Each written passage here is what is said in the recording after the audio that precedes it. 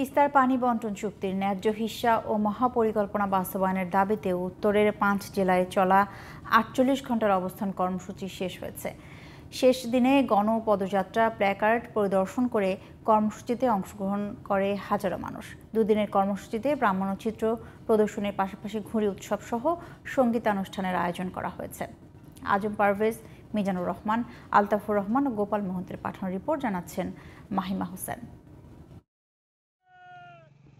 গণপদযাত্রার মধ্য দিয়ে শুরু হয় তিস্তার ন্যায্য হিস্সা ও মহাপরিকল্পনা বাস্তবায়নের দাবিতে রংপুর বিভাগের 5 জেলায় চলা 48 ঘন্টার কর্মসূচির শেষ দিনের আনুষ্ঠানিকতা।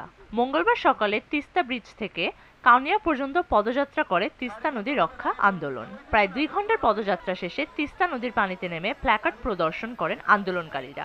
ভাই কি কোমরে এই তিস্তা নদী আমার জমি জমা সব আছিল, যা আছিল সব ভাঙি নিয়ে গেছে।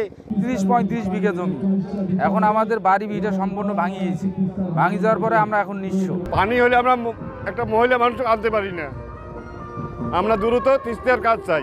জাগো বাহে তিস্তা বাঁচাই স্লোগানে মুখরিত ছিল 115 কিলোমিটারের 11টি পয়েন্ট। তিস্তার পানির ন্যায্য হিস্সা ও তিস্তা মহাপরিকল্পনা বাস্তবায়নে দ্রুত পদক্ষেপ নেওয়া না হলে আরো কঠোর আন্দোলনের হুঁশিয়ারি দেন কর্মসূচিতে অংশগ্রহণকারীরা। এখন তিস্তা খরা চলতেছে, খরা মাসে আরো পানির ন্যায্য অধিকার আদায় করব, এই লক্ষ্যে আমরা দ্বিতীয় দিনের মতো কর্মসূচি পালন করে যাচ্ছি। পানি না থাকার কারণে নদী ভাঙ্গন হয়। এই নদী ভাঙ্গন রক্ষার্থে আমরা তিস্তা খনন চাই। আমাদের সকলের একটাই দাবি, সেটা হচ্ছে এই তিস্তা মহাপরিকল্পনাকে বাস্তবায়ন করতে হবে। যুগ যুগ ধরে আন্দোলন করেও এখনো বঞ্চনার শিকার তিস্তা পাড়ের মানুষ। তাই আর আশ্বাস নয়, অন্তর্বর্তী সরকারের সময়ে মহাপরিকল্পনা বাস্তবায়ন দেখতে চান তারা। Mahima Hossain, GTV news.